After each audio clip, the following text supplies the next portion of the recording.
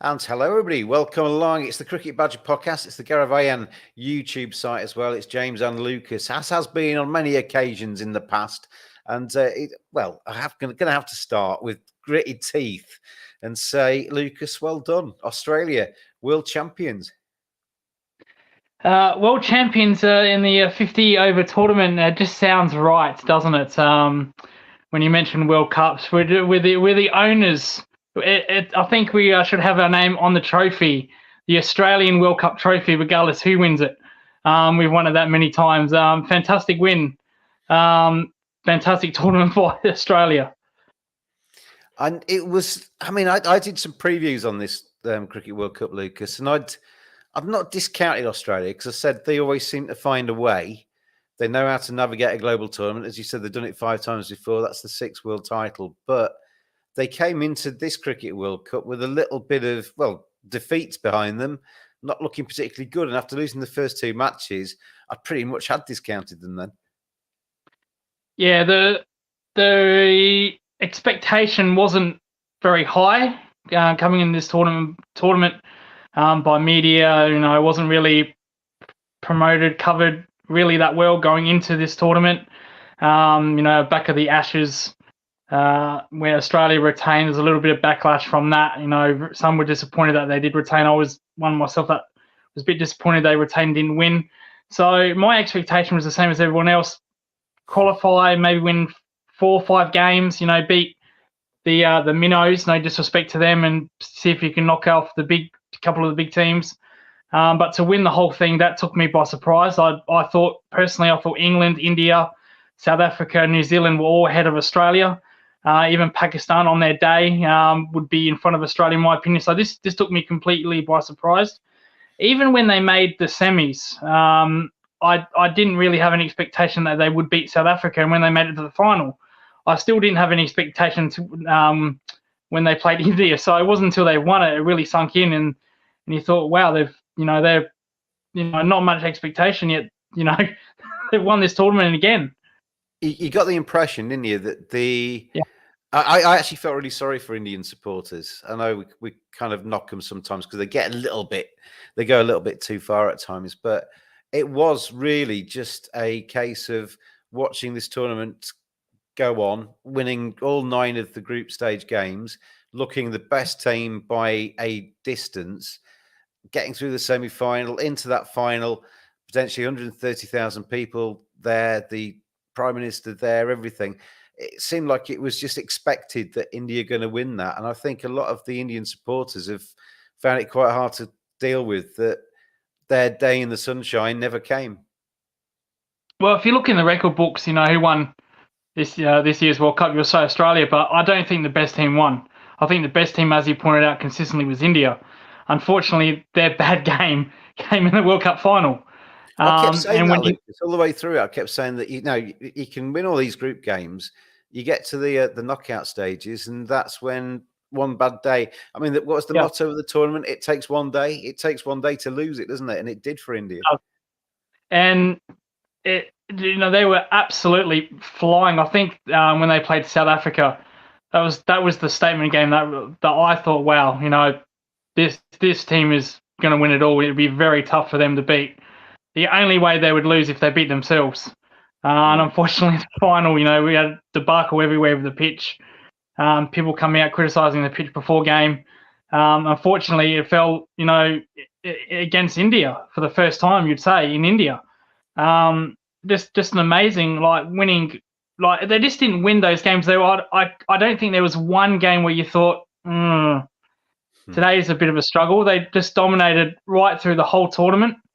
They had some collapses in some games, but their bowling got them completely out of trouble. And you think, well, geez, that was the game they should have struggled against, but they came out on top easily. So clearly, it is an upset. And the best team did not win. The best team was India. But like I said, record books will say that Australia beat India in this final. The thing is, though, it's a cup. Yeah, we got an extended group stage. And I mean, we all know, even Indians know, why we have a group stage that's like it is, because 2007, both India and Pakistan went out in a kind of the early group stages, and it affects TV rights. And whether we like it or not, India are the biggest, most powerful, most financially lucrative opposition for any team in the world to play. That's why everybody wants to play India. So they try and make it so that the best teams are through to the semi-finals. There's nothing wrong with that, really, although it did seem to go on for quite a long time, this Cricket World Cup. But the nature of a cup tournament is that on your day, whether you're Manchester City taking on Bristol Rovers or something in the FA Cup, or whether you are India taking on Netherlands in a Cricket World Cup, you can lose on one. It's a one-day competition. If you have an off day, you can lose it, and that's where the cup can disappear on you. Well, looking back during Australia's World Cup campaign, a lot of people will forget that they lost the first 2 games, and everybody writ them off. They thought, gee, they're not going to make it. A little bit embarrassing how they lost the second game. Weren't convincing in the third game, and then I think after Afghanistan, they really put the foot on the gas pedal and they really started to dominate teams. They peaked at the right time, and I think where they peaked, obviously the semi-final against South Africa, that's kind of the right time you want to peak. But I was like one of those many people when they lost the first 2 games. I thought, oh well, no, we're not going to make semis. We can all go home. All these star players, Steve Smith, Labuschagne Head, can play Sheffield Shield. You beauty. That's probably the worst possible result for me. But they, from a Sheffield Shield point of view, domestic point of view. But yeah, just got over that very quickly and just peaked after the Afghanistan game and just peaked at the right time. And unfortunately for India, like I said, unfortunately their bad game was the World Cup final. And you just can't afford to have bad games in these finals or semi-finals. And the way India played in that semi when they smashed New Zealand, I was actually fearful that they're going to do the same thing to Australia. I think every man and their dog would have probably predicted that. But as I said, they had one bad game. And unfortunately, in World Cup finals, there is no second chances.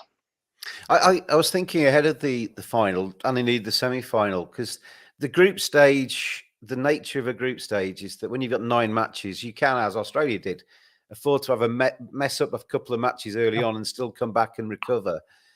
India could have lost 2 or 3 matches in that group stage and still come back and made the semi-finals.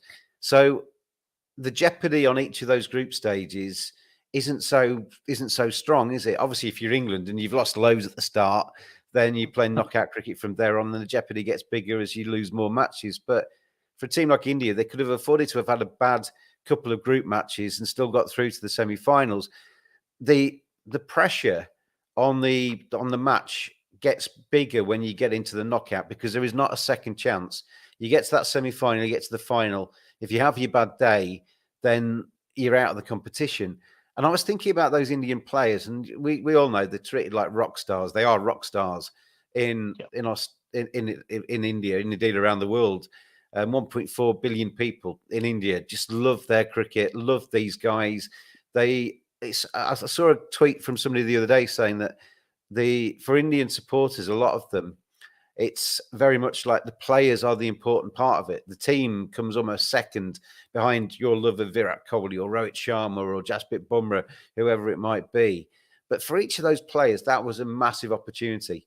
That World Cup final, you would go from being rock stars to godlike status. If you are the team, the Indian team, that on home soil wins that Cricket World Cup when the nation's been watching you winning and playing well, you are going to be written in history as an incredible team forever. You're never going to have to buy anything in India. You're never going to have to do it. You're going to be lauded wherever you go. But I did think the flip side could be, and where the pressure comes in that final, would be knowing that, and knowing the expectation, and knowing what is around the corner if you do win.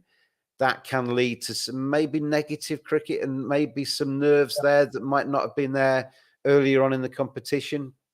Rohit Sharma didn't show any nerves when he opened the innings. He went out there and blasted it everywhere. But I thought in those middle overs where Australia had got on top, and Pat Cummins, we'll talk about him in the second, his captaincy, because you hate him, but I think he's brilliant. I thought he rotated the bowlers brilliantly. He put India under a lot of pressure, and that no fears cricket that India had been playing during the tournament kind of disappeared for a little bit.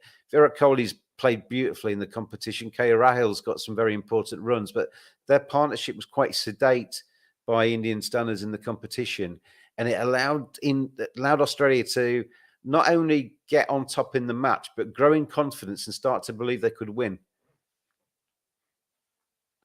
Well, it's amazing what pressure does to you, and there's no more pressure nation than India when it comes to any format, really, because of the amount of people that that watch on their TV in India, over 1 billion people.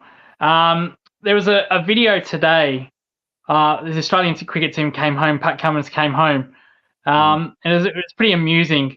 When the video was shown, there was only about 10 people, literally only 10 people around him. I found that very amusing. They were all photographers from the Australian press, weren't they? There weren't many fans there at all. No, that's right. And imagine if India if that tournament was in Australia, and India would have won and they would have came home, there would have been a parade. Millions of people. So I found that quite a bit amusing. Early in the week, I think it was Pat. I think it was Pat Cummins who made a quote saying about quietening the crowd. In order to quieten down the crowd, you have to take wickets as soon as you can. And he did that to a T, because when wickets did fall, the Indian crowd, got quieter. You could hear a pin drop. As you said, the only one that didn't seem to be bothered by pressure was Rohit Sharma. And when Rohit Sharma got started, when we won the toss and bowled, and Rohit Sharma hit, I think it was Stark for 15 off the second over, first over. I thought, okay, that's it. I can watch something else now, because there's no chance for winning this, because they're going to make 400. And the crowd, when Rohit Sharma was hitting those fours, it was getting louder and louder and louder, and then it went quieter when wickets go along. So I thought, that quote from Pat Cummins, was very interesting, and it played out to be in Australia's hands, because the crowd did get quieter when wickets fell. If anybody's wondering, by the way, why I'm looking that way a little bit rather than at the camera, it's because my laptop screen is broken. So I've got Lucas on my television screen over there, and I'm looking at the camera there. I'm trying to cobble it together so we could do it today. But I was just thinking while you're talking there as well, the rewards are there for you if you win as an Indian fan, but they've been battered by a lot of Indian supporters. They've been brilliant throughout this tournament. As you said, I think they've been the best side in the tournament. The way cup competitions goes, that's no guarantee that you're going to lift the trophy. But Virat Kohli, the most runs in the tournament. The bowling has been absolutely exceptional. You've had Shreyas Iyer, Shubman Gill, Rohit Sharma, all scoring runs and looking absolutely superb during the competition. Those players deserve a pat on the back and a kind of hard look and a well played. You've represented us brilliantly.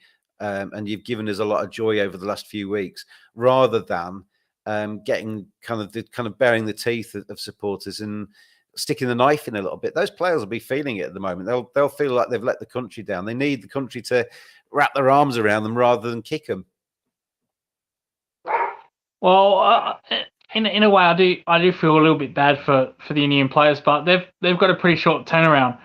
They've got a ridiculous T20 series in the next week or two against Australia, which I think is the most pointless series known to man. Why? I mean, there's a World Cup. You've just put your heart and soul into a World Cup, and then you're asked to troll off and do it again. It's mad, isn't it? Good luck paying me to watch that. I don't give a damn what you offer me. There's no way I'm watching that. But and it seems to me by the squads they've picked, it is a pretty full side from India, very kind of tame side from Australia. There'll be no David Warner. So they have to turn around very quickly. So maybe it will help them. But at the end of the day, let's say if India do win, Australia will say, well, you can win your series, we'll win the World Cup.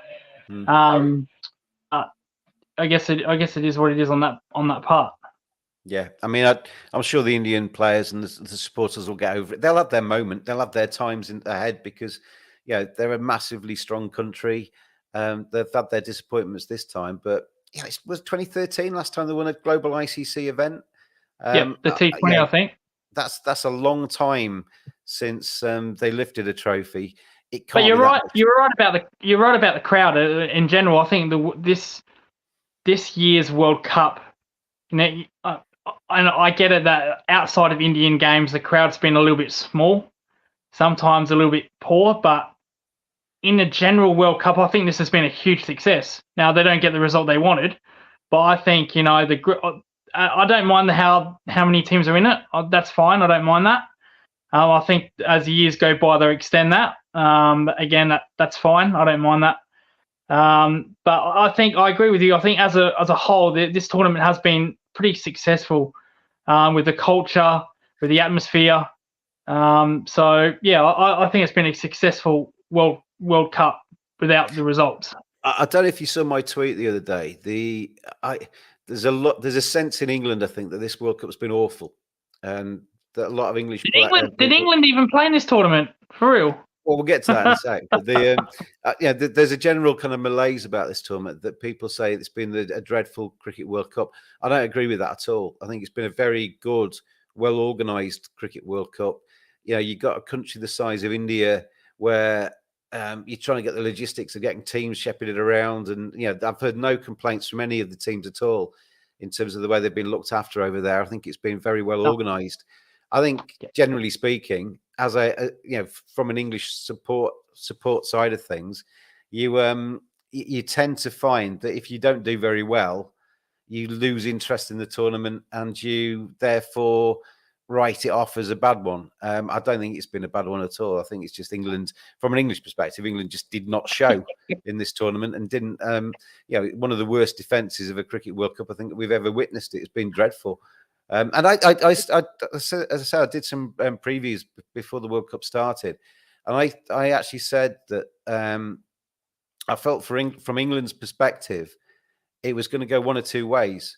They were either going to click and suddenly find a way of getting themselves through to the latter stages, and then who knows? Once you get into the final four, it's not a lottery. You've got to play well to win, but it's you've given yourself a chance. Or they were going to fall apart and be dreadful, and it was the latter. They never, even when the pressure was off at the end and they got a couple of wins towards the end, they still weren't playing sparkling cricket. It was Josh Buttler kind of wandering around looking like the world was ending, and the players, I think, would have been very thankful to get on that plane and get out of there, because it was just a dreadful Cricket World Cup from England's perspective. I think, I'm sure you were smiling your head off, but from an England standpoint, it was dreadfully disappointing. All of the excitement around 2019 and winning it on home soil and being so excited about it, and whatever you think of the 100 and kind of the downgrading of 50-over cricket in the county schedule, not playing enough ODIs, not being prepared enough, whatever the reasons. And I think there's probably about 20 you could list that have all had a part to play in England's lackluster response. But it was just so disappointing. Well, you misread me, James, because I was very sad when England didn't make the qualification. Now I'm going to tell you why. Ladies and gentlemen. I would have been more happy if it was England in this final and we would have bet them. That would have made my day very well. So you misread me there, James. While I'm not qualifying, that is sad within itself. My heart absolutely bleeds. But it would have been fantastic if England were actually in this final along with Australia.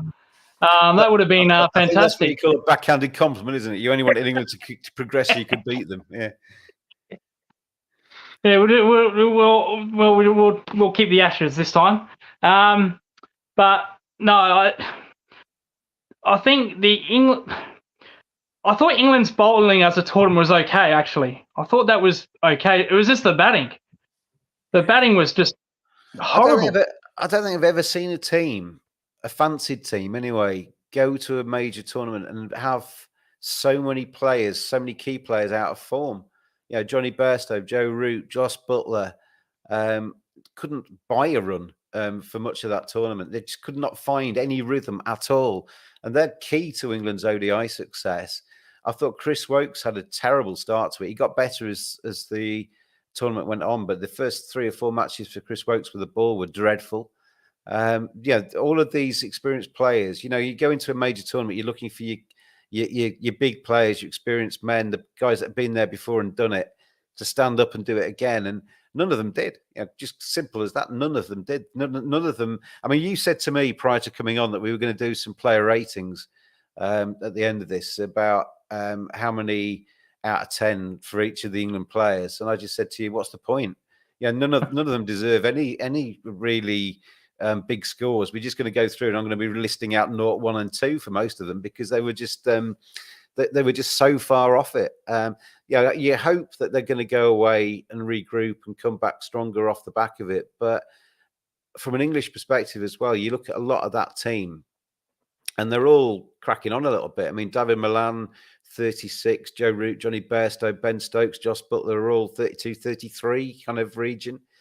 Scroll on 4 years to the next Cricket World Cup. Are they going to be England's first 11?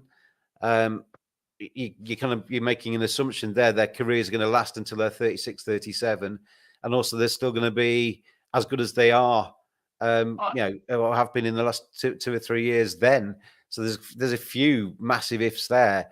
So from my perspective, Lucas, this is kind of rip it up and start again, kind of sort of material now for England. Maybe keep a couple of the experienced guys in there for their experience, whether that's Josh Buttler as captain, although I don't think he had a very good tournament at all as captain, and whether it's Joe Root, whoever, to kind of be there as the experienced guys, and then to just throw in, whether it's Ben Duckett, Zach Crawley, Rian Ahmed, whoever, some of the new brigade who are going to be there in 4 years' time, and give them 4 years of preparation for the next Cricket World Cup so they can actually make they can't make a worse fist of it, but they can actually go there and be and compete and be better and actually look at a bright future and use that team in the interim as almost like a Lions team to kind of throw them in there.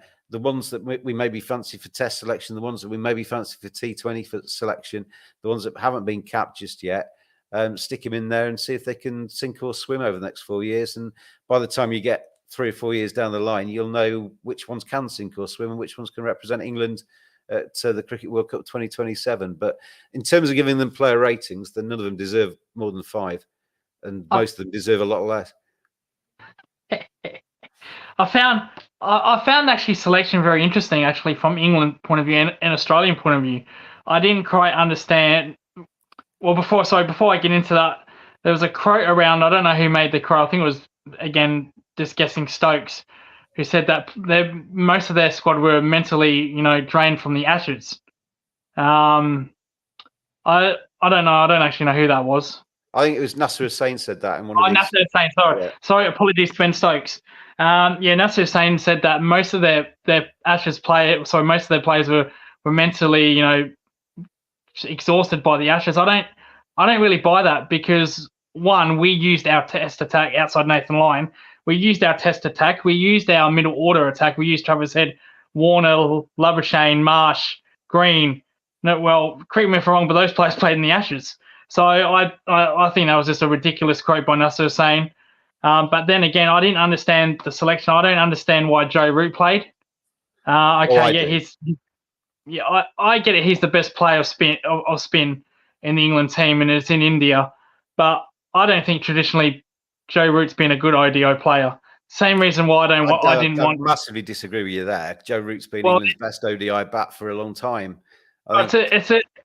It's the same reason why I didn't want Steve Smith playing. I didn't want Steve Smith playing in this tournament either.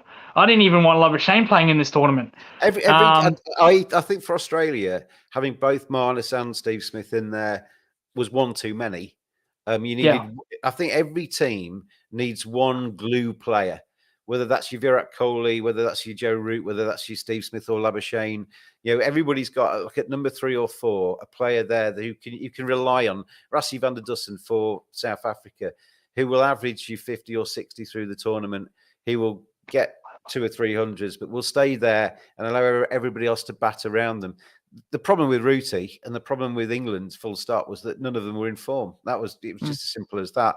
I don't think that's a reflection on Joe Root and his career and his ODI record. His ODI record is exceptional. I agree with you with Ben Duckett. I was a bit surprised that Ben Duckett played. I was a bit surprised that Ben Stokes played. Ben Duckett? Ben Duckett. Ben No, Duckett didn't. I agree with you when you said that Ben Duckett should have probably been selected. Okay. I was a bit surprised at that.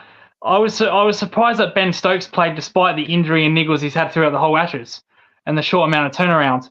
I said at the time, it's not me being wise after the event. I think I've said to you on here when we've done these in the past that I wouldn't have got Ben Stokes out of ODI retirement. Of course, Ben Stokes is a tremendous player.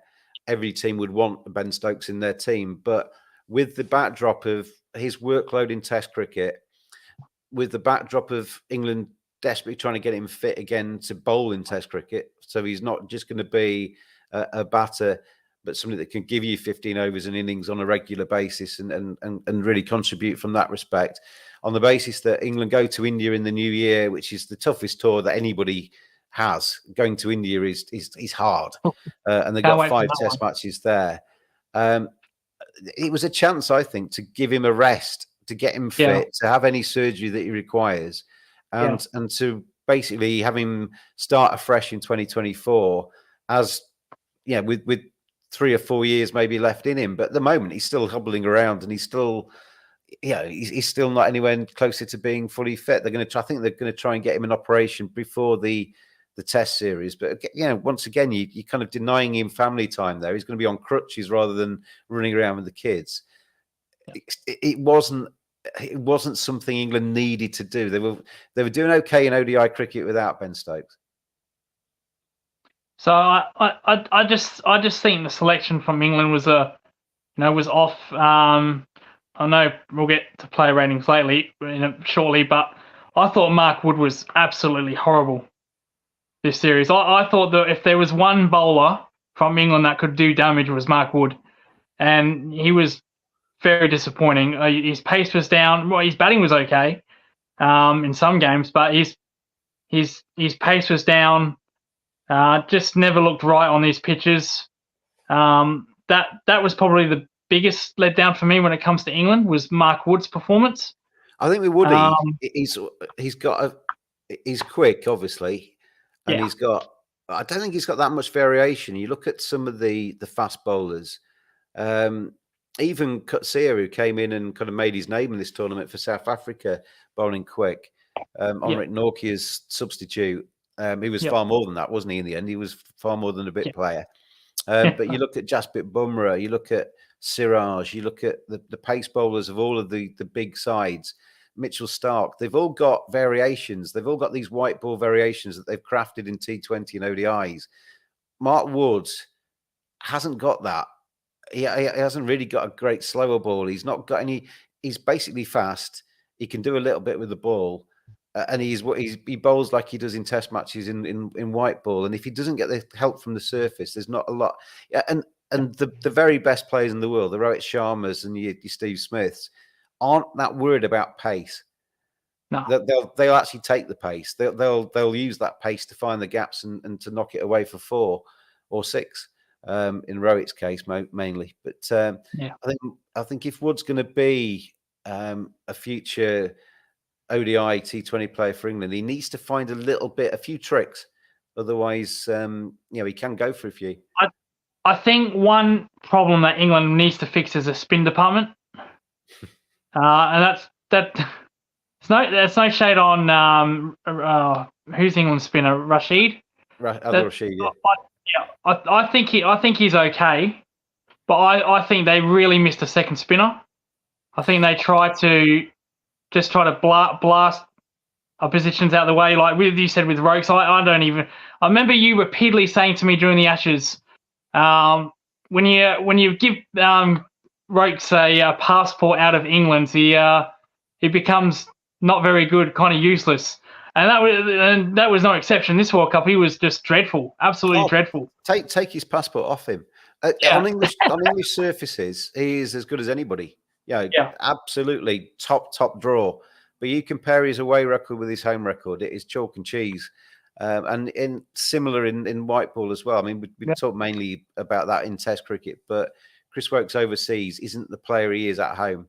I think Rashid's a very good bowler, but I think there are only a few players in that England side that can come home with their heads anywhere near held high. David Malan scored runs, and did himself justice. Adil Rashid bowled some good overs. There aren't too many others. I don't think you can actually really say. Willie? David Willey finished off on a high, didn't he? I felt sorry for David Willey, I have to say. I'm actually going to mention him, but they announced all of those new contracts, and David Willey the only one that hasn't got one. And I thought the way Rob Key spoke about that actually on the Sky interview was almost dismissive of David Willey. I thought it was quite unfortunate that he did kind of almost finished his conversation on David Willey with a bit of a sneer. Didn't like that. But yeah, David Willey as well. But three of them. I mean, Sam Curran looked like he'd won a competition to play for England in that tournament, and he got dropped very early. And if you're getting dropped out of that England side, you're doing badly. The way they were playing. Liam Livingstone was the kind of the X Factor luxury player, the Glenn Maxwell kind of player in the team. A lot of the teams had got one. Mark Chapman was New Zealand's. Somebody that was going to be batting at sort of 7-ish in the order, could give you a few overs of spin or a few overs of something. And Liam Livingstone just was nowhere near. He bowled all right, but his batting was dreadful. He's one of these players, Liam Livingstone, who when he plays well, he's absolutely box office. But his successes are few and far between, and he lives off them for a long time. He needs far more consistency, Liam Livingstone, in that England setup for him to be picked. And it was bizarre for me as well. I mean, I know the contracts that England were giving out expire at a certain time, and that they need to have those discussions prior to announcing them again. But it just seemed quite poor planning that you announce your new contracts in the middle of a global tournament when you are finding out quite a lot about some of the players that you've got. You wonder now if Rob Key was to sit down and do those again, whether he'd give some of the ones he's given 2 or 3 year deals to 2 or 3 year deals, whether they get deals at all, whether they be reduced deals, because they didn't really make a big claim for a big contract during the Cricket World Cup. And it might have been better in hindsight, and this is obviously hindsight. It's easy for me to say now, I'm not involved in that. But when they gave out the last contracts, if they'd run them through to the end of the Cricket World Cup, they could have then used the Cricket World Cup as a little bit of a guide, certainly for the white ball contracts. Liam Livingstone, has he really made a claim for a 2-year deal? I'm not sure he has. Sam Curran.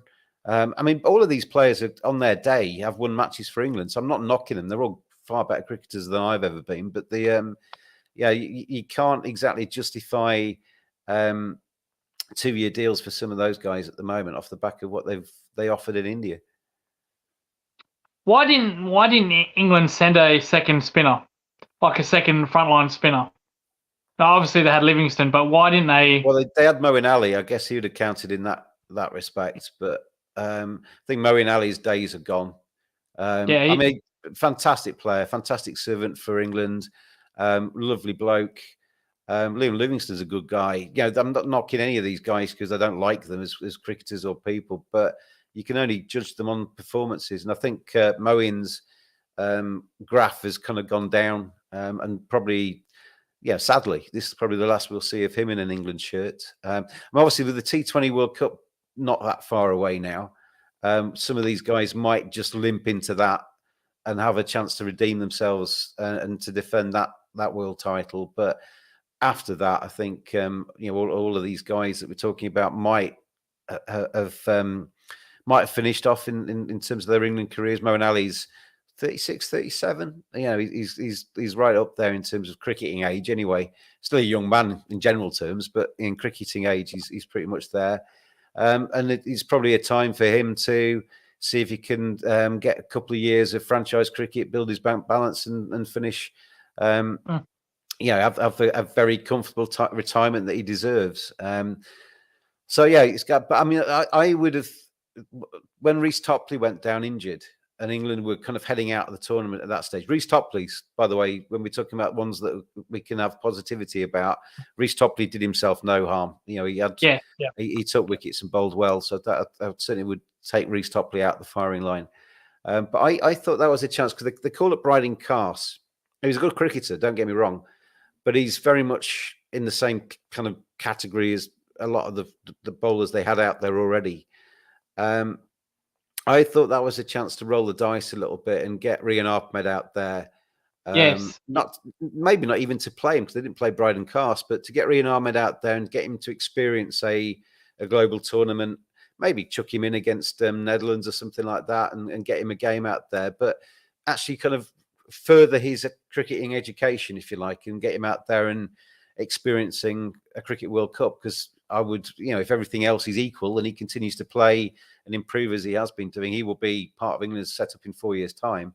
So it seemed a little bit of a missed opportunity to get a younger player out there to just see what it's all about and to just kind of go out there. And I mean, I know there's the counter argument. You're kind of bringing a younger player into a dressing room that's probably going to be quite somber and not particularly happy. But it would have been a chance for me to have kind of got him an Indian stamp on his passport, got him out there, and maybe got him a couple of games at the end of it to see, just to kind of blood him and get him a few more caps. But I couldn't see the point in calling up Bryden Cast and then not playing him.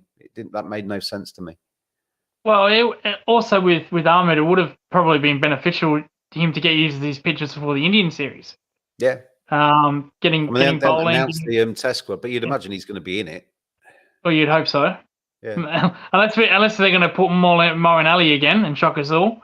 I think judging by what Moeen said at the end of the Ashes and what he said at the end of this tournament, because he was saying, talking about younger players coming in, exciting futures and stuff, and he didn't really seem to be talking about it with him being part of that.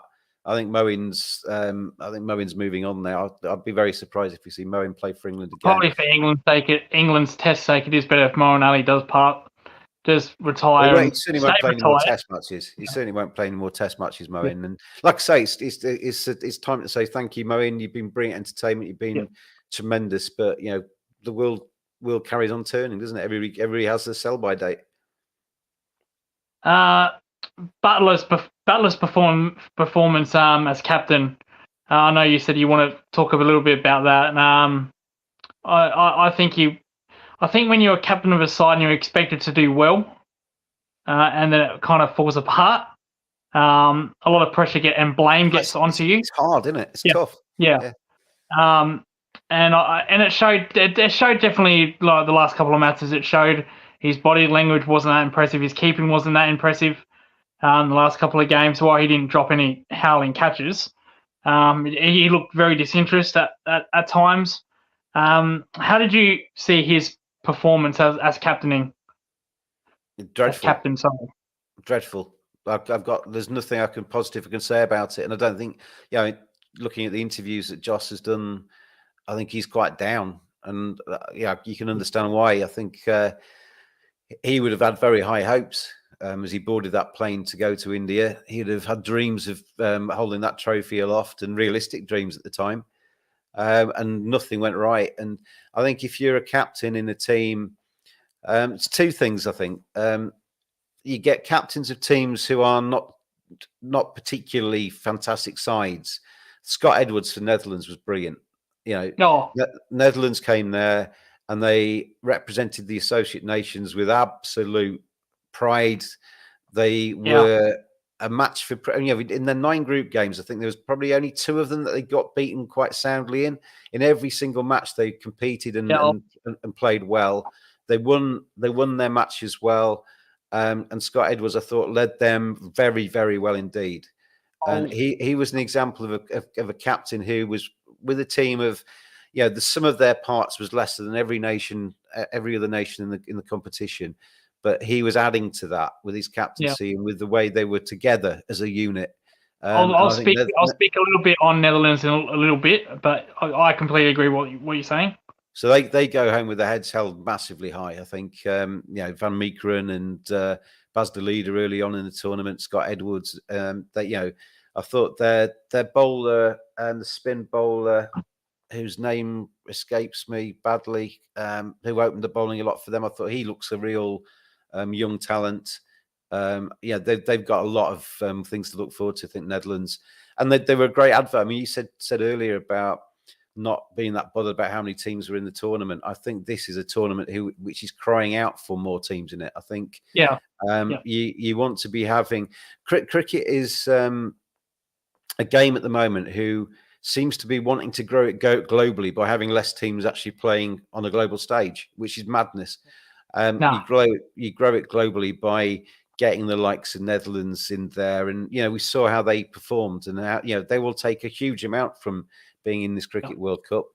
The same could have been said for Ireland, Scotland, Nepal, USA are coming good as an associate nation. There's a lot out there, UAE, and there's a lot out there that have got taking their cricket really, really seriously, and have aspirations to play on stages like we saw in India. And I think if we'd had 14 teams, 16 teams out there, yes, there would have been some matches where a team was absolutely obliterated and it was so one-sided. But the flip side of that is you'd have had an opportunity for a Nepal to beat an India and cause a massive upset, or and have their moment in the sunshine. And I just think it's you can still get quite a lot of games in India and Pakistan by having 2 groups of 8 or 7 where they all play 6 matches before they get to a quarter final or something like that. It can still be a long tournament and still have a lot of matches and a lot of interest for the big nations. But you play, you get some of these less, with all due respect, smaller nations, lesser nations, however, associate nations in there, and get them a chance to actually grow as cricketers, because they tend to play against each other. So they're learning on that at that level. But if you're then suddenly all of a sudden like a Van Meekeren bowling to Rohit Sharma in the cauldron of a was it Kolkata they played there? You're learning a huge amount, aren't you, about yourself and about your skills and about what you need to improve upon. And you go away from that tournament and hopefully you do improve upon that. And next time you'll be better for it. And I think, there's no excuse. I think having associate nations in there and more of them is great. And you find out about these nations as well. You see cricketers you'd never really come across, and you suddenly find an absolute gem and kind of follow them a little bit more in the future. It's a way to grow the game. Growing the game isn't about shrinking it down to 10 teams. Growing the game is about expanding it and getting more teams involved in there. You're not going to expect any of them to potentially go there and win it, but you expect them to learn from it and be stronger and be better in the future. But going back to Josh Buttler, what I was trying to get to with Scott Edwards was saying that Josh Buttler needed to be a captain there that, as you said, was captaining a team that was struggling, that was trying to get them to actually puff the chests out and go again. I don't think he's that kind of rallying kind of cheerleader captain that maybe England needed in that kind of situation. He's quite a I've never met Josh, but he comes across as quite a measured, quiet, nice guy. You maybe needed somebody to be a little bit more Ben Stokesy in there. I mean, I saw a few pieces about, was Ben Stokes good to have in that dressing room when everybody's looking up to him in the Test arena and Josh Buttler's struggling as well as in the white ball arena? Maybe there was a little bit of a conflict there. I don't know. But I don't think Josh was the right captain for that team in this event. He was brilliant about a year ago. I thought he captained in the T20 World Cup really well. So he's certainly got something about him. But whether he was the right personality for what England needed over the last 7 weeks or whatever it's been, patently the answer was no, wasn't it?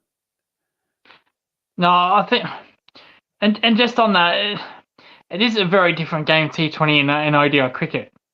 I think in ODI cricket it's more easy to captain because there's less overs.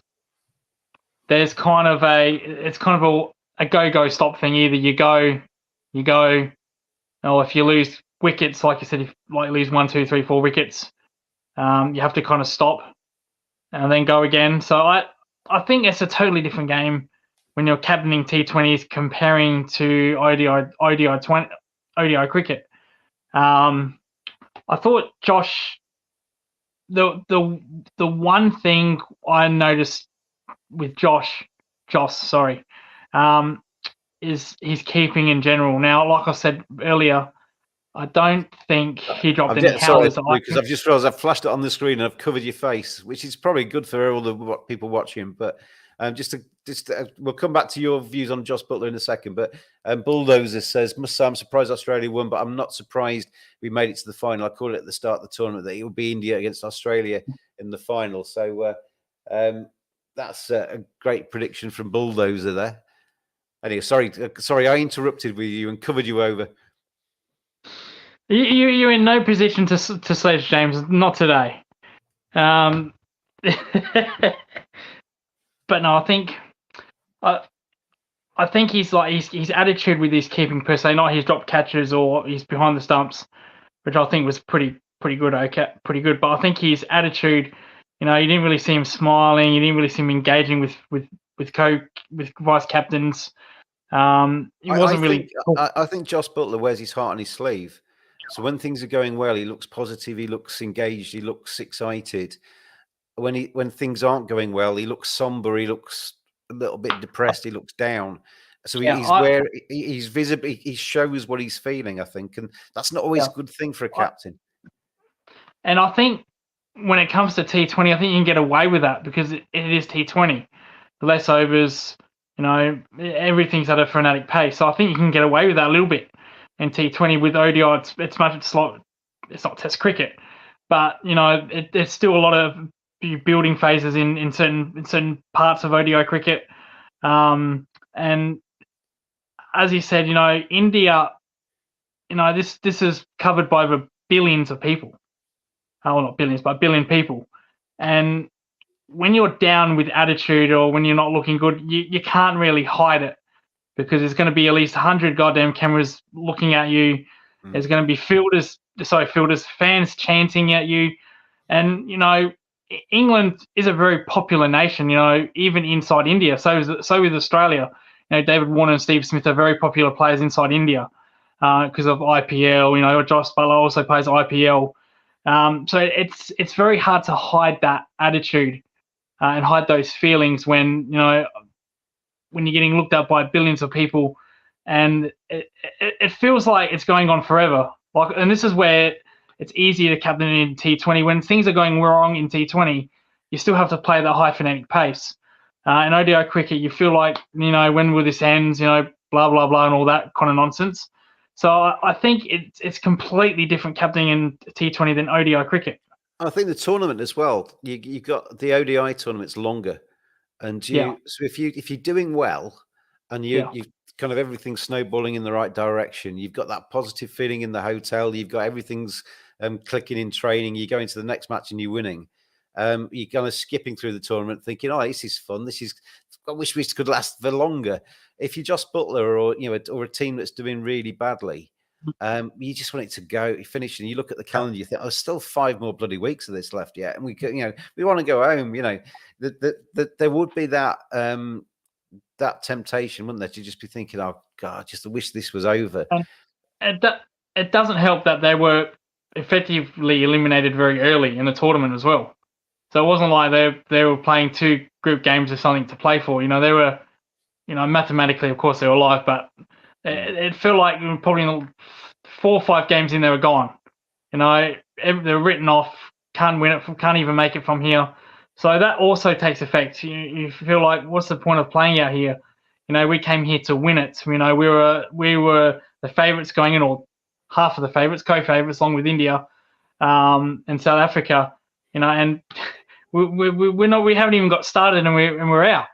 So that can be very, kind of in your face thing.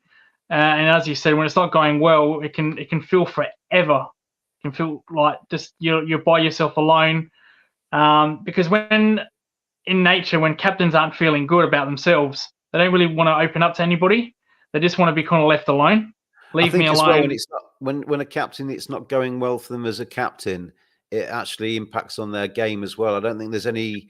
I think the correlation between Josh Buttler's loss of form with the bat and his captaincy was no coincidence. I think he was not playing well with the bat because his head's filled with captaincy. You probably, knowing what a professional sportsman's like, if you're losing as a captain, you're probably putting even more into it. You're trying every single second of the day to try and find some magic little switch you can flick and with your tactics to get things back again. So he will have been emotionally drained by England's performance, and then that reflects on his batting. He goes out there, he'll have done loads of work in the nets.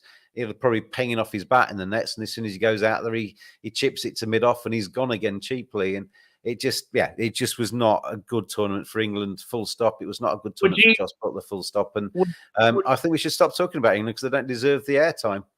Just one. Would you continue with Jos Buttler as captain? I was thinking that the other day. I mean, they gave Zach Crawley the captaincy for that. I mean, that pathetically, unnecessarily, almost rude to Ireland 3-match series just prior to leaving for India. I mean, Rob Key said in one of his interviews, he said, "Oh, if everything had been working well for us, we could have our preparation would have been better if we could have all come to India a little bit earlier and got acclimatized and played on the Indian surfaces a little bit earlier." And I'm thinking, well, you could have done, because none of the players that you got out here played in that Ireland series, because he gave that as an excuse. We were still playing in England. Well, give Brendan McCullum and another coach the full England squad, take him out there 2 weeks earlier and have those matches, because they weren't playing against Ireland. It was a complete waste of time. But Zach Crawley is a potential candidate, I guess, to take over the ODI captaincy, because they've obviously earmarked him as being a future leader for England. I'm sorry if I'm laughing at that, but I can't believe Zach Crawley as captain in any format. That's very highly amusing. I don't know. I think he's an intelligent guy. He knows his cricket. He's, take away. I mean, and he's shown. I mean, I stand by what I said. Wouldn't you like to see him perform first before being ODI captain? He had a decent enough Ashes, didn't he? He was the leading scorer. Fair enough. I mean, I'm not saying he's proved every doubter wrong, but I as somebody that's been. Was he leading run scorer? Sorry, was he leading run scorer in the Ashes? I thought you just made that up. No, you actually serious? Yeah, I think he was. Well, that's a surprise. But I think he went a long way to kind of showing what he can do and why England have kind of kept faith in him. They've kept a huge amount of faith in him for 2 years when other people maybe had 2 months, but that's a whole different debate. But I think I still don't think he's quite there as a test player. I'd prefer, I mean, in all honesty, I'd prefer him to stay away from the captaincy roles until he does completely nail down that test opening slot. It's a tough tour to India, and it's going to be a test for him. But often the openers in India get slightly better start because against the new ball, it's coming off the bat a bit better before it gets softer and the spin kind of plays a part. So he's got a bit of a chance there. But I can't. It'd be wrong of me to kind of continue to knock him when he's actually kind of moved in the right direction in the last 12 months. I would have dropped him, and I stand by that. I think he should have been dropped 2 years ago.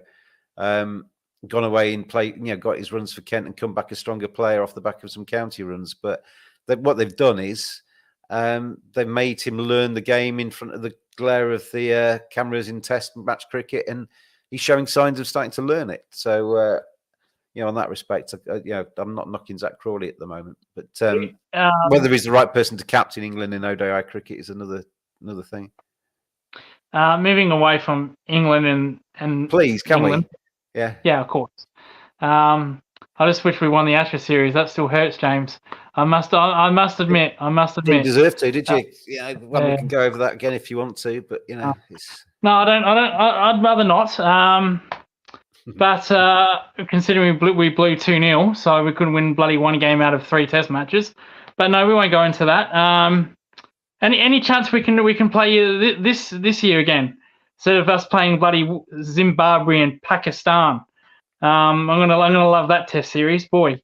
I'm glad Zimbabwe are getting a game against you, because when was the last time Zimbabwe played a Test match? We can kind of go back to the Associate Nations and giving them more matches. Then you've given ICC, you've given Ireland, Afghanistan, Zimbabwe have still got Test status.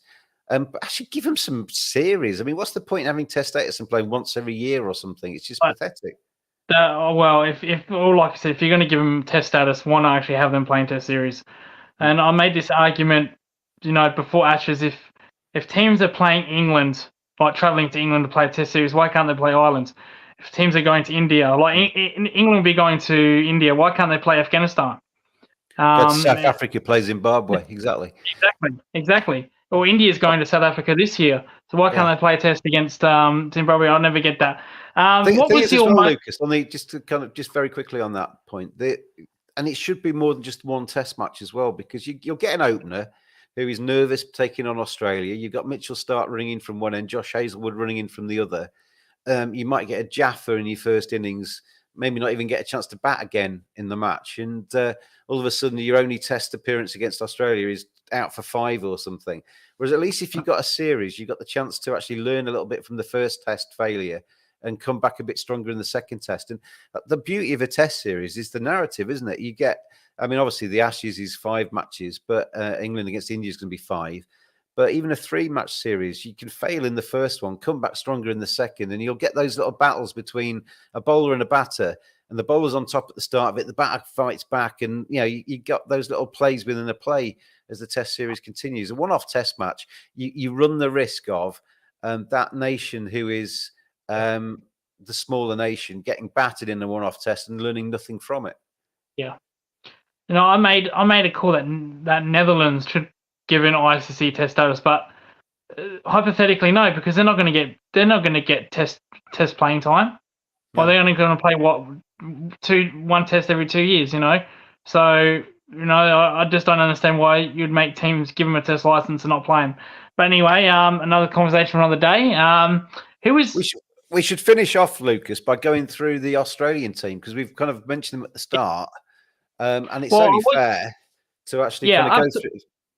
No, absolutely. I was going to say to you, who was your most disappointing team outside of England? Who was your most disappointing team in the World Cup outside of England? I saw. I don't know if you've seen the ICC cycle of parity or whatever it was called, where basically they had a big circle with all the 10 teams in it going around, and it was Australia beat India, India beat somebody, India, and everybody beating somebody as they'd gone through. So that was a good thing about this Cricket World Cup, is nobody went home with a blank. And they all had their day where they could celebrate. Afghanistan were brilliant, weren't they? Getting 4 wins, I think it was, and threatening the semi-finals for quite a long time. New Zealand always find a way to get towards the latter stages. But if you're looking down towards the bottom end, I mean, obviously the most disappointing team was England. Netherlands were down there with them, but I don't think you can say the Netherlands had a disappointing tournament. I was probably disappointed with Pakistan, because Pakistan did what Pakistan always do. They flatter to deceive, and just as you start to not believe in them, they surprise you and beat somebody. And just as you start to think they're going to do something, they pull out a terrible performance. There's just not that consistency with Pakistan, that their talent, they've got Babar Azam, they've got Shane Sharafridi, there's Rizzi, you got, some brilliant players in that Pakistan team who are underperforming. We talk about Netherlands playing greater than the sum of their parts. Pakistan play less than the sum of their parts at times. So I think they'll go back home a little bit bruised and battered. And obviously Babar Azam has given up the captaincy now. So remains to be seen how they seem to lurch from one thing to another, though. That's the trouble. If you're going to appoint a captain, actually let him have the full cycle going through in the ODIs. Shaheen's been appointed as the T20 captain, and Shan Masood's Test captain. I didn't say he was going to get the ODI captaincy, but give them the full 4 years. Let them be captain for the full 4 years and make it their team. We'll see Pakistan in Australia during David Warner's farewell tour. My disappointing team was Bangladesh. They've been around for a long time now. Now I know once upon a time we would say, they're new. We're past that now. When you've got teams like Afghanistan, Netherlands, beating high, mega teams like England, I think it's about time Bangladesh got their finger out what and started winning against these bigger teams. I think what they need to do is get rid of their captain, Shakib Al Hasan. I think he's the most uninspiring captain I've ever seen. He picks and chooses his series. Doesn't look interested at times. Don't get me started with the run-out debacle with Angelo Matthews. I think it's time that they've got good players. They have got good players, Bangladesh. They've always had good players. It's in the rules. And the rules, yeah. Lucas, you can run, you can time somebody out. Angela Matthews I, should have I, talked to I, Angela Matthews should have talked to the umpire. I think when I first saw because I messaged in the group chat about it. I was very angry by it, and then I saw the replay of it, and I was calm again. Then I heard Angelo Matthews explain that his helmet malfunctioned. Well, that's not his fault. Yeah, but he didn't actually tell the umpires. Yeah, he should have told. Yeah. Angelo Matthews was faffing around, basically on the face of it, looking like he was wasting time. If he'd actually gone up to the umpire and said, "Look, my strap on my helmet's broken. Can you just give us a second?" He would have been all right. But he didn't. I again, if you want to be timed out, then fine. But the arrogancy of Shakib Hassan appealing for it, smiling, actually celebrating it, I thought that was so disrespectful. In my opinion, I'm not a big fan of Shakib. I've said it. I said a few times. Some of his petulant outbursts and kind of kicking stumps down. And he's got a history of it. I think in the 2020 game where he picked up the stumps and threw it near an umpire. I think he only got 3 games for that. That's pathetic within itself. Picks and chooses his series. I don't think that's what a captain should be. And I think Bangladesh should retire him. But they've been in this game a long time now, a long, long time, where they should be performing. Should be performing like Afghanistan and Netherlands have had shorter form, have been in the game shorter than them. So they were the most disappointing team for me. Outside of Australia, who was your most surprising team? Afghanistan, I think. We all know they've got Rashid Khan, but I don't think a lot of their success was down to Rashid Khan. I thought Gurbaz at the top of their order was brilliant. They all turned up, and Asmatullah, Hashmatullah in the middle order, seeing them, what potentially were problematic chases at times in their run of success. They just took it in their stride, got it across the line, and I think one Englishman who came out of this, or one former England player who came out of the World Cup with his reputation enhanced, was Jonathan Trott as a coach. I think his work with Afghanistan in basically just kind of simplifying it. I think there's been times in the past, Afghanistan have always had some good players, but there's been times in the past where they've maybe got overexcited at times, and they've maybe chosen the wrong options and thrown away good positions in matches. And Jonathan Trott's just basically said to them, just break it down into chunks. Just if you're chasing 250 to win, be 50 for 1 or something after 10 overs, be 100 for 2 after 20, and take it, deal with it in kind of bite-size chunks, rather than think of it as 250 and 50. Well, that's a lot of runs to get. And he's obviously worked very well with them, and I think he's come away from the Cricket World Cup with his reputation massively enhanced. I would completely agree with you on that. If it wasn't for the fielding, I think their fielding of Afghanistan has let them down in the past. They're definitely against Australia. Incredibly, that's the second time in consecutive World Cups where they probably should have beaten Australia in the group stages. And with the Maxwell howler, where he hit it to short fine leg and he dropped an absolute sitter, they should have won that game, Afghanistan. So that's why I'm not going to go with them. My surprising thing was Netherlands. I thought they were absolutely fantastic. There was a stat, the best fielding teams, I don't know if you saw it. Australia was 1, India was 2, and Netherlands was 3. I couldn't believe that. Now, in the game against Australia, while they did drop a couple of howlers at the end, the fielding in the early parts was absolutely brilliant. They gave nothing away. And that was like the whole tournament.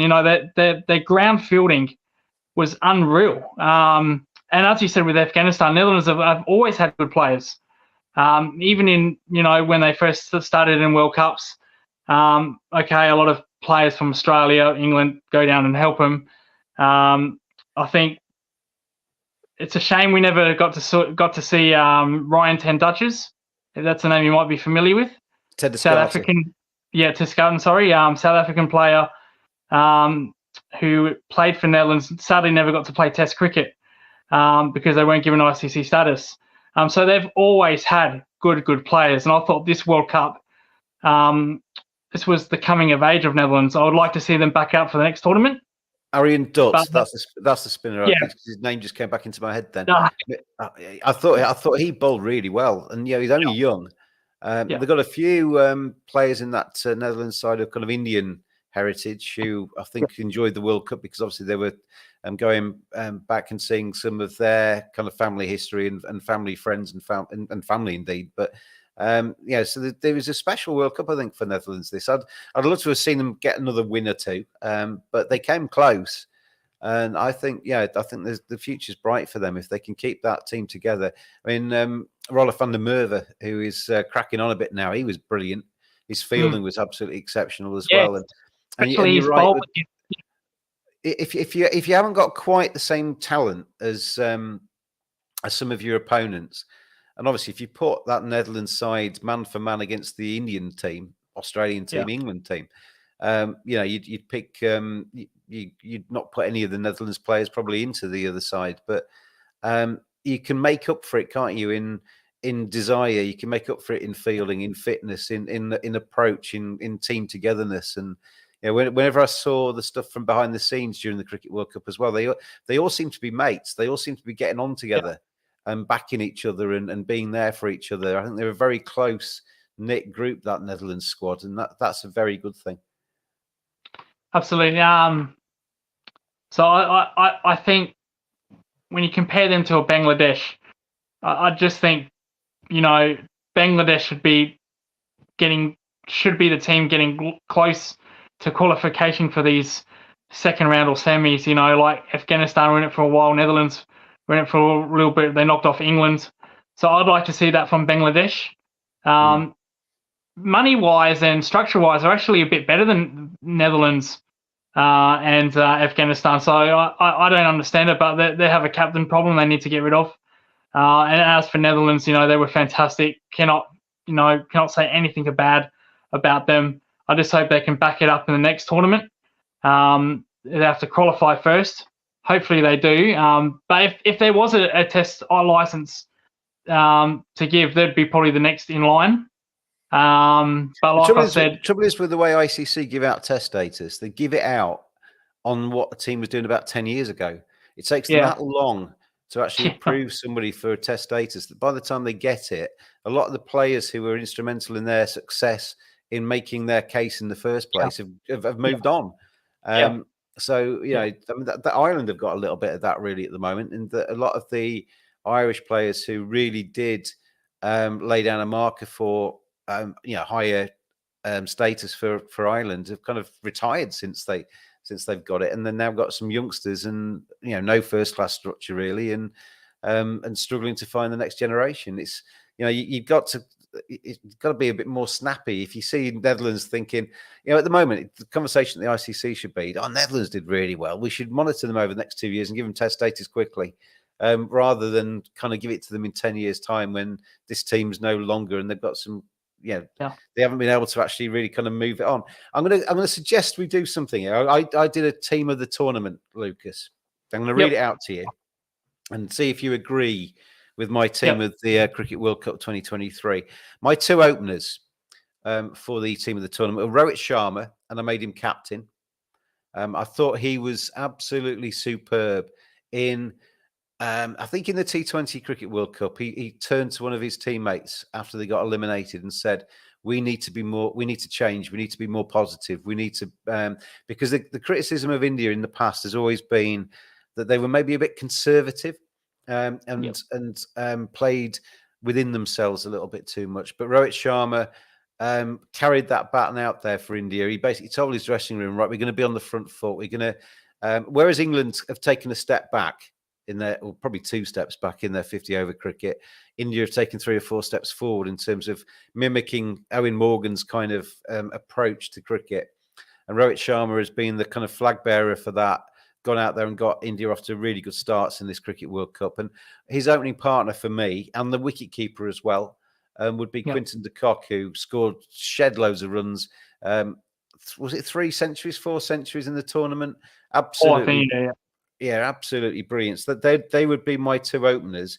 My Rachin Ravindra, we've not mentioned him. What a performance from the New Zealander!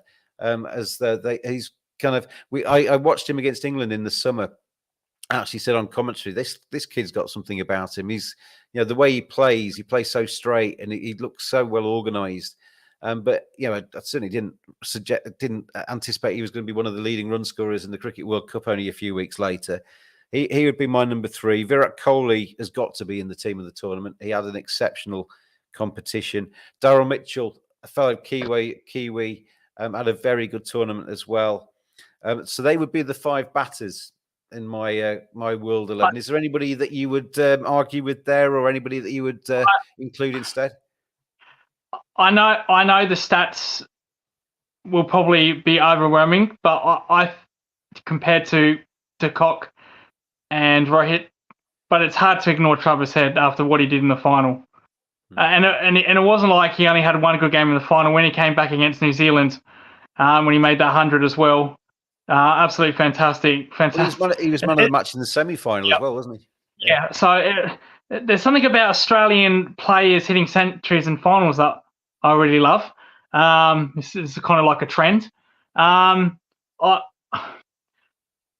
much as I agree with Rohit and De Kock, I think De Kock should be in as the keeper regardless.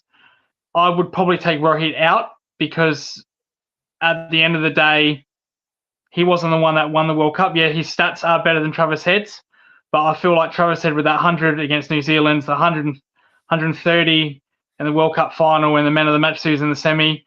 Australia, and that semi, Australia were a little bit of a bother with that, and Head I think made 60 in that semi-final. That was very crucial because it looked like the those 2 wickets he took as well were crucial too. Exactly. So I would have Head in front of Rohit. De Kock, I agree. Mitchell and Ravi, Rahandra, I think completely agree. So I can't fault that at all. But I would have Head instead of Rohit. Okay. Going into my middle order, I've got Glenn Maxwell as the all-rounder. I don't think anybody can argue with that. The kind of I know he can be hit and miss. I compared him a little bit to Liam Livingstone earlier on in the podcast, but the 100 he scored against Netherlands was just ridiculous, and then that 200 he scored to see Australia across the line whilst he was on no legs. Basically, he should have been in hospital, and he was stood there smashing the ball left, right, and centre. He has just got something about him, Glenn Maxwell, where on his day he can do things that nobody else can. Oh, okay. So Maxwell, and who did you say? Well, I've got him and I put Jadeja in as my spin option and all-rounder option there. A couple of people came back to me and suggested that I should have put Rashid Khan in there. I don't think Rashid Khan had a particularly fantastic tournament myself. No, I can't actually. I actually agree with you on those two. However, mind you, if Afghanistan with that howler catch when Maxwell was on 20, he wouldn't have made that 200. Let's be clear about that. But that's no knock on Maxwell. That's not his fault. I mean, Majid will be having nightmares about that for the rest of his life, won't he? You could have caught it with your eyes closed. It looked like you did, as the old saying goes. But I was commentating on that game, actually, Lucas, and I said at the time he'd got away with a couple of poor shots early on. He was dropped at extra cover by the captain diving to his right, which was a much tougher chance. He was dropped at short fine leg, which was the dolly. He'd had a couple of sort of swings where it had not quite come off, but he got away with it. And I said that there's 4 or 5 things right at the start of his innings that weren't very good. And I said, sometimes a player, when you get away with as much as Glenn Maxwell has done in the first 20 kind of minutes of his innings, will be thinking, this is my day today. They can't get me out today, so I'm going to basically go and make a big one. And he got a huge one. I don't have hate for Glenn Maxwell as a batter. As I think the real big problem with him is, as you said, he's hit and miss. He's more hit in group stages, but in knockout matches, he's complete disaster. Now, I checked up his stats. His averages in knockout matches are very poor compared to his group stage matches. As in any competition, Big Bash, IPL, T20, 50 over, anything. And kind of proved that. Now, he didn't have to bat in the final, but the semi-final where he played a ridiculous shot, got away with it, and then he played another ridiculous shot against Tamsy. That I felt, that's Glenn Maxwell. Very good in group stages, and then poor in knockouts. But on the basis there were 9 group stage matches and only 2 knockouts, he's still in the team of the tournament. But as a stat, well, if they would have dropped Maxwell for the semi-final, I wouldn't have been against it, knowing his stats.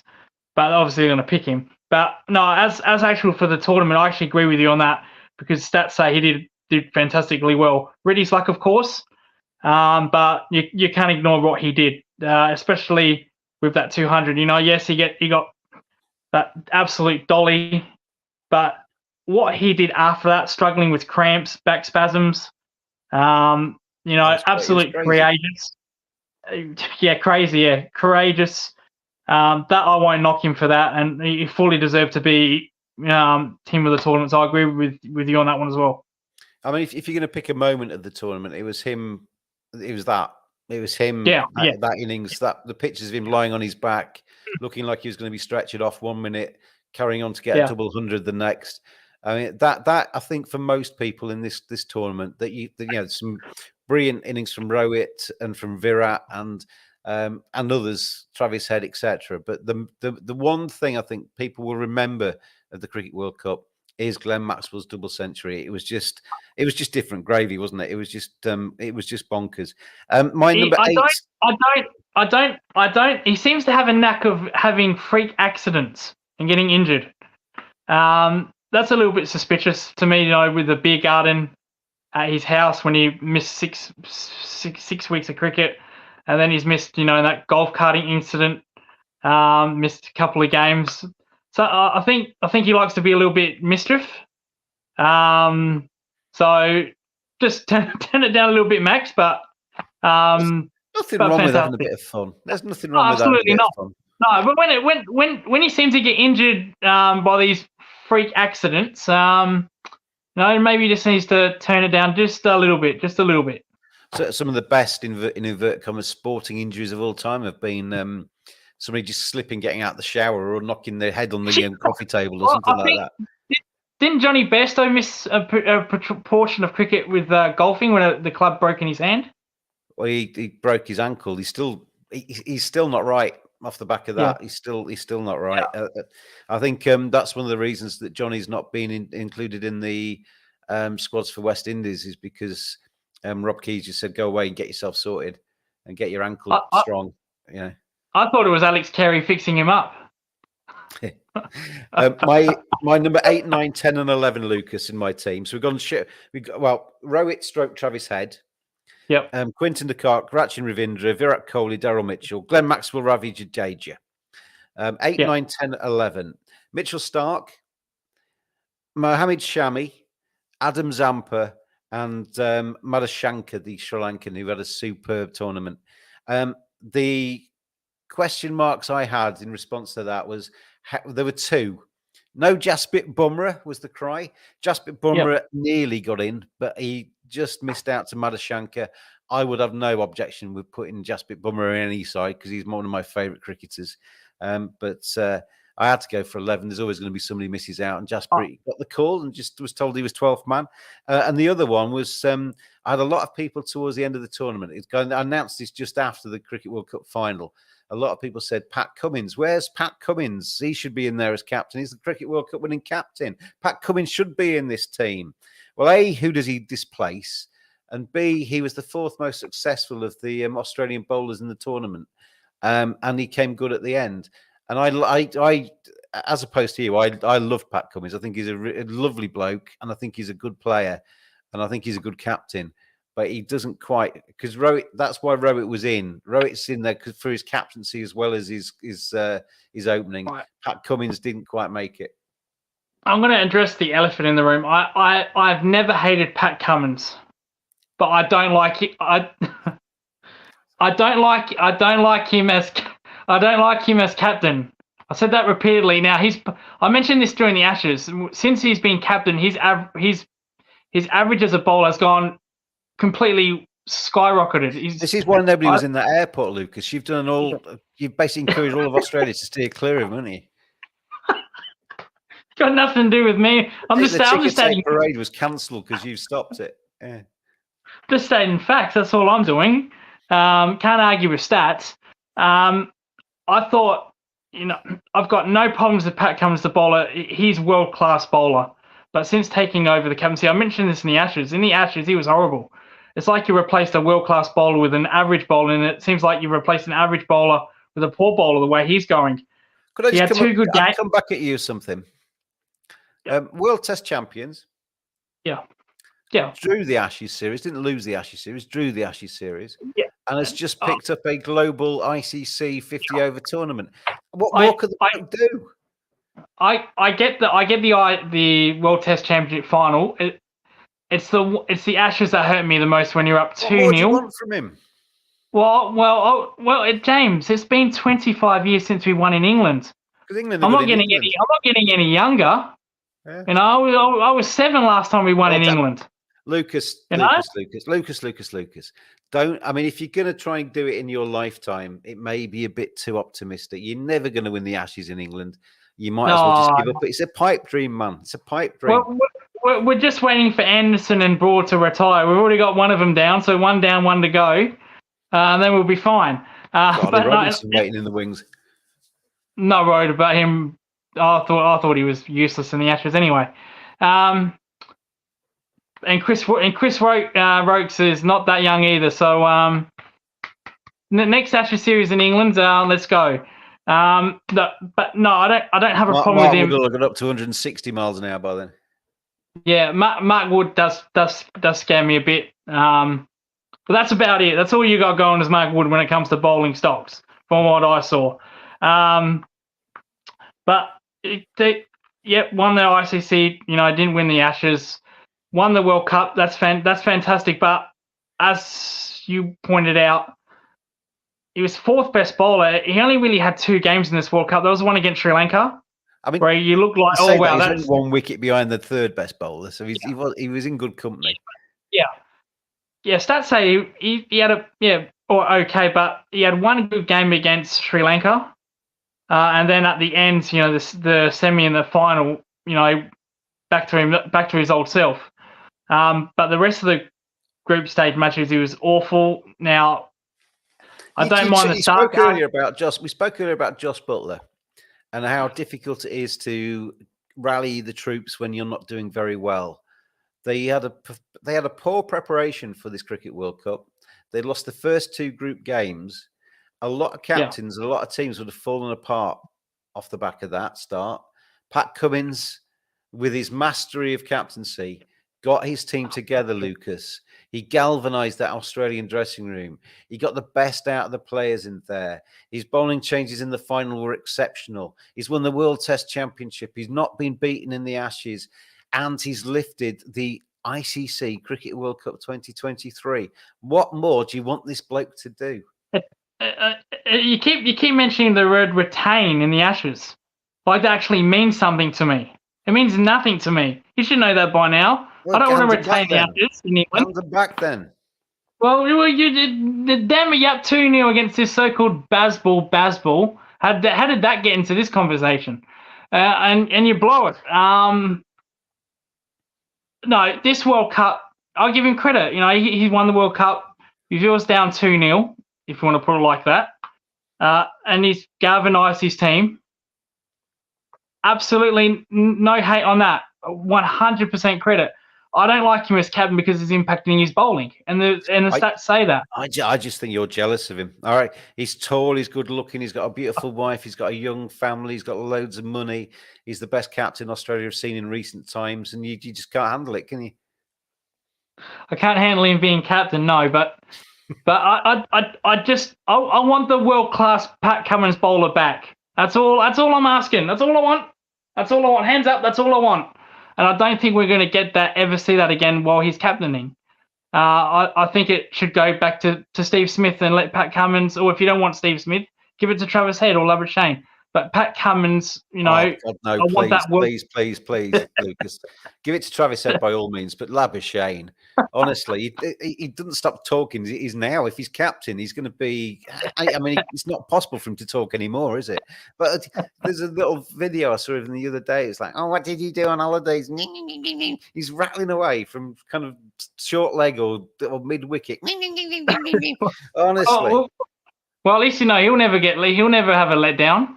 He's always going to talk. I've seen him interviewed. He's actually quite a nice young man when he's interviewed away from the game. But when he's on the pitch, he turns into an absolute. I've met him I actually met Labuschagne. I'll show a photo later. I've actually met him. I've taken a photo of Labuschagne. Met him. I've had a good 5-minute conversation at a Sheffield Shield game when he was in Adelaide, when he was playing for Queensland against South Australia a year ago. And kind of shy, kind of really shy when you speak to him. I couldn't get any. Maybe he just didn't like me. I wouldn't be the first player. But I couldn't get any. I couldn't get a word out of him. I was trying to talk to him for 5 minutes. I couldn't get a single word out of him. And then he goes onto the field, and you can hear him from 10 rows back. Never shuts up, does he? Yeah. But no, credit for Pat Cummins, absolutely credit. But I want that world-class bowler back. I think in order to beat India, we need the world-class Pat Cummins back in order to beat the big success, Lucas. We said earlier, your captaincy can reflect on your play.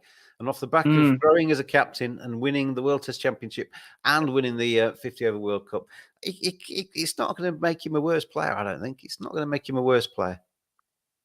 Back to your team of the tournament, I would have had the South African pacer. Yeah, I think he's isn't he only 19, 20 years old? He was playing in the under-19, the last under-19 Cricket World Cup. Which was only about 18 months ago, I think. Yeah, I thought that was a fantastic. I would have had him over the Sri Lankan.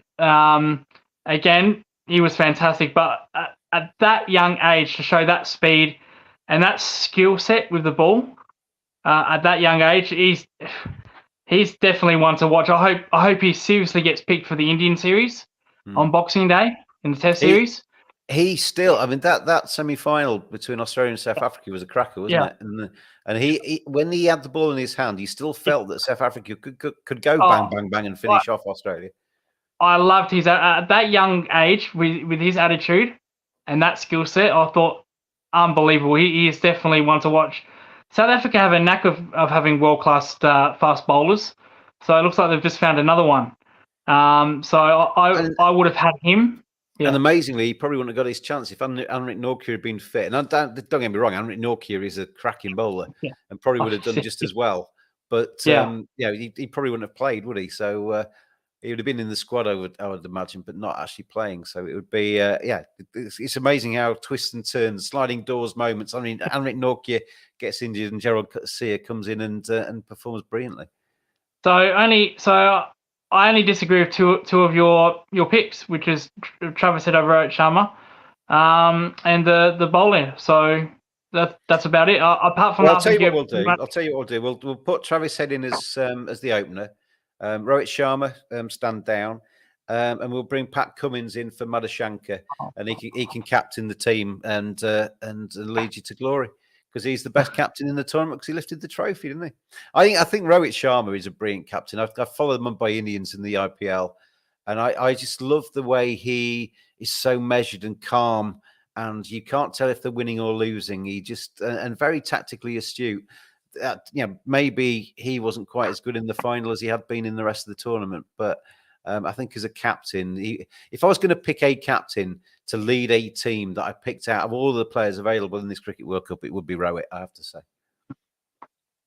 No, I completely agree. And we'll probably see him captaining the Test team in Australia in 2 years' time in that series. I thought he was fantastic in the Indian series against Australia anyway, when he was captain. So that was a big test for him. They won that series. And it'll be a big test for him against England. Mind you, I think India are going to win 5-0. But I know I've said that before, haven't I? That might be the case when England go to India in the new year. Yeah, I've said that 5-0 before. But I feel that's going to happen. But we'll have to wait and see. Now, if you want to wrap things up, I'm happy to. Or if you want to go over my player of the ratings for Australia, or I think we've done it, haven't we? I think we've gone through everything we can get through, Lucas. I mean, who would? I mean, Travis Head obviously comes in as your standout in the last two matches, and obviously played a good innings earlier on in the. In terms of maybe your top 3 Australians in this tournament to round off with, who would you give the bronze, silver, and gold medals to? Well, the 2 up the top, pretty obvious. I would have gone obviously with Travis Head, number 1. Instead of going, I was going to go David Warner, but I'll go with Adam Zampa because he was, I think, the highest wicket taker. Number 3, this might be a surprising one. I'm going to go with Labuschagne. I don't understand the criticism he took throughout this tournament. Yeah, he does go slow, but there were certain parts where he was very crucial. And statistically, he was probably our top 4 batsmen outside Warner, Maxwell, and Head in that. So I don't understand the criticism he took. Yes, he goes slow. Yes, he's kind of different. He likes to set an innings up. But I think there were certain parts in that tournament where we need to steady the ship. As you mentioned with Joe Root, someone just to steady the ship. And I think Labuschagne did that extremely well. Every team needs a glue player, because if you end up with a load of attacking players who fall flat on their face one day, you only use 25 of your 50 overs. You need a player to kind of provide that spine of your innings. It doesn't have to be somebody that does it with all of the X factor and bells and whistles. It's just somebody just bats fairly sensibly. And the opposite, the 3 that I've found the most disappointing. Number 1, without a doubt, Steve Smith. And that pains me to say that, but he was awful. He had an awful. I think he only made 150, and that was at the early game 2. Apart from that, he was absolutely dreadful. I still don't know why he was picked. Number 2, I would go with Cameron Green. In and out. He's been, for all the hype. This is why I don't like Cameron Green. People say, "Oh, he's from WA. You don't like WA players." Absolutely not at all. The biggest disappointment why I don't like Cameron Green is the hype around him. When you have commentators like Greg Chappell say he's the best since Ponting, now people saying Mark Taylor saying he's a once in a generation player, and then he doesn't live up to it. That's the most disappointing thing. I don't want to hate Cameron Green, but the reality is he's not a good cricketer. He's very average at this moment. Yeah, he had 1 good innings in India where he made that 100 in the Test series, but he was awful in the Ashes series. He was not good in this World Cup, so I don't know how many chances you want to give to this guy. The other one I thought that was up and down was Mitch Marsh. That would be my 3rd. Made a fantastic 100 against, I think, in the earlier couple of games. That's harsh, mate. I think that's harsh. Yeah, but again, he says his best position is number 3. I've seen 3 games where he's played 3 poor shots and gave away his wicket. That's not what a number 3. If he wants to play number 3, by all means, play number 3. I've got no problems with that. But you're there also to be an all-rounder. And he doesn't even bowl. His role on that side, wherever he bats in the top 3, isn't Mitch Marsh's role to be almost, I mean, he's better than a pinch hitter. Pinch hitter kind of does him down. But to go out there and basically give it a bit of a larrup, and when you play that kind of way and you have that kind of role, you are going to be hit and miss. Yeah, that's the real problem with those 2. It's hit and miss. One day they can play lights out, absolutely look well beaters, and the next they're just disappointing. And I think those 2, more probably Cameron Green and Mitch Marsh is in his 30s. I think he can learn a lot from Travis Head, just playing positive innings cricket right throughout the get-go, especially in the Test format, where it takes him 25 deliveries to get off strike, for God's sake. Damn it, just hit the damn ball. But I think he's still a good player. But it's just consistency is just awful. And that's what I have a huge problem with Cameron Green. It's not because he's from WA. I don't give a damn if he's from South Australia. I don't give a. I love my Sheffield Shield team, which is South Australian Redbacks, which is the county version of Australian domestic cricket. I love my Redbacks. So I go to Adelaide Oval games as much times as I can. I've gone to 4 games this year. have to pay $10. If Saka are listening, this is going to get you absolute, you know what, together. $10 to watch mediocre because they haven't won a Sheffield Shield final since 1996. And expect me to play $10. What's $10? About 3 pence. That's Well, not very much, is it? Well, we're not when you're sneaking up the joint for 5 years. You want to live in England? It costs you that to just park your car. I blame your best mate for what's going on with the Redbacks. That's Jason Gillespie as the coach. I blame him for this madness. Oh, you don't. All right, we're finishing this. If you're going to start criticising Dizzy, you can't criticise Dizzy. I understand what he did at Yorkshire was fantastic, but geez, at the Redbacks, damn it, you got to get your stuff together, Mr. Gillespie. World-class bowler, don't get me wrong, but please, we're stinking up the joint right now in the Redbacks. Do something, man. He's an absolute legend, Jason Gillespie, and I'll have nothing bad said about him. Wash your mouth out, Lucas, please. Wash your mouth out. No hate towards Jason Gillespie. If he's watching this, absolutely no hate, mate. But damn it, do something about the Redbacks. Fix your top order, please. Otherwise, I'll come in and I'll fix it my damn self. That's all I'm saying. Well, there's an offer you can't refuse, Diz. If you're watching this, there's an offer you can't refuse. You can have Lucas if you want him. I'm going to take him off this podcast now because you can't have Jason Gillespie being criticised on the Cricket Badger podcast. No disrespect. I love Jason. I love Jason. I love you, Dizzy, if you're watching. But damn, we've got to fix that cricket team somehow.